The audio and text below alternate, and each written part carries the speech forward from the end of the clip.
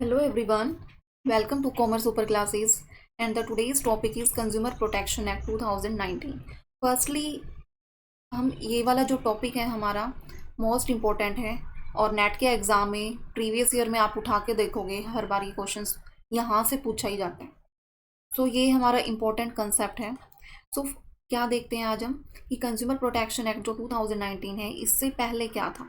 1986 था, देन उसके बाद जो एक्ट जो है रिप्लेस कर दिया, किसने रिप्लेस कर दिया? 2019 ने। सो कौन सा जो है एक्ट आ गया? Consumer protection act 2019।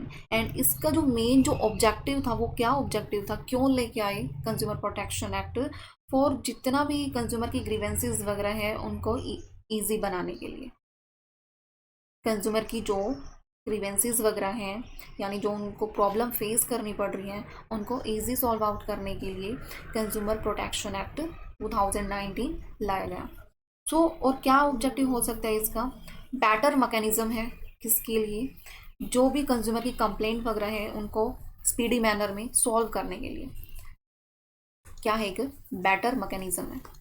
और क्या ऑब्जेक्टिव हो सकता है भाई? इससे क्या होता है, कंज्यूमर की इतनी सारी जो प्रॉब्लम है, कंप्लेंट है, वो कलेक्ट हो जाती हैं एंड देन जो कोर्ट में इतने सारे केसेस वगैरह जो पेंडिंग होते हैं, सो जो केसेस जो पेंडिंग है उनको डिस्पोजल करने के लिए, क्या करने के लिए? उनको डिस्पोजल करने के लिए ये वाला एक्ट लाया गया।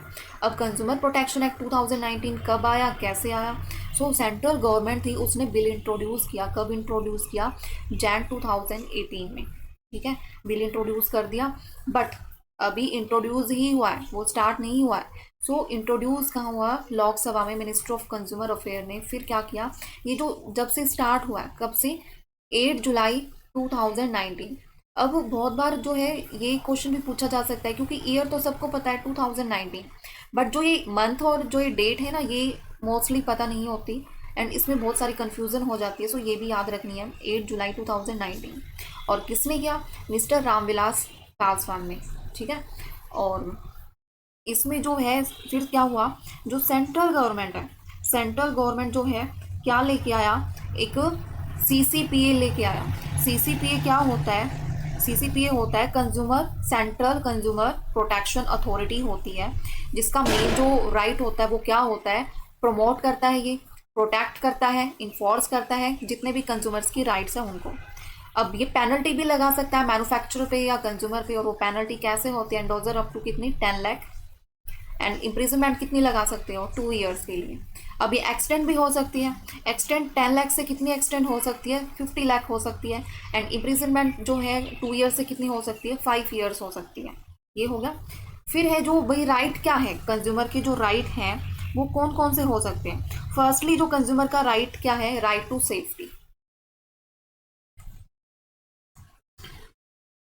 कंज्यूमर का जो राइट है वो क्या है?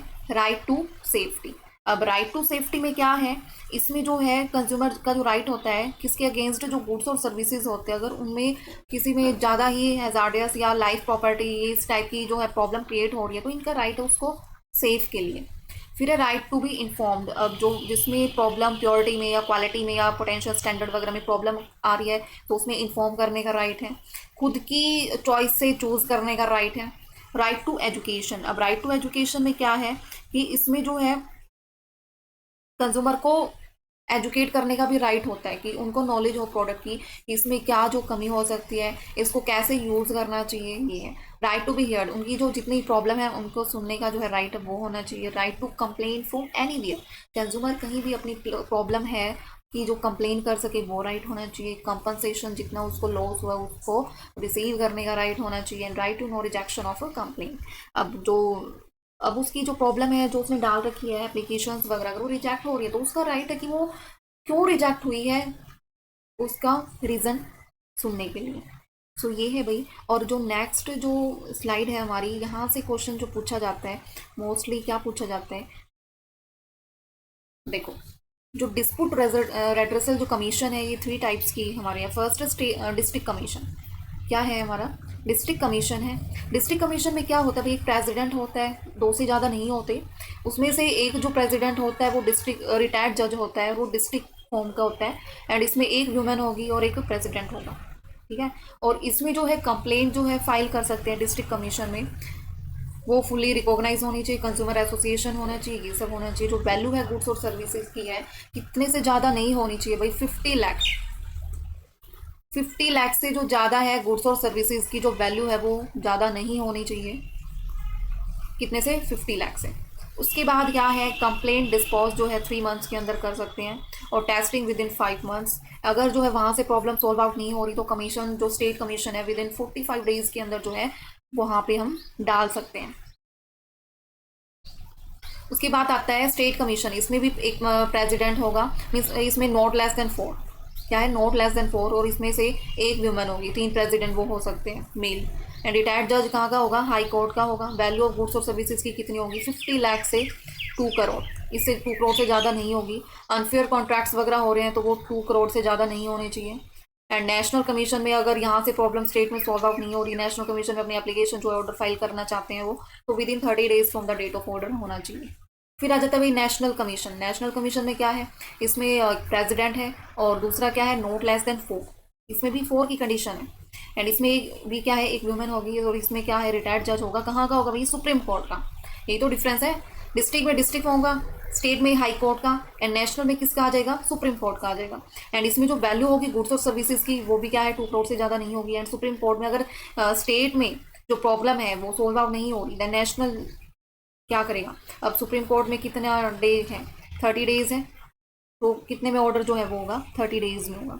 सो ये है भाई जो मेन कंज्यूमर प्रोटेक्शन एक्ट है, जहाँ से क्वेश्चंस आएगा ही, और बस इतना कर लोगे दैट इज़ सफिशियंट है ये।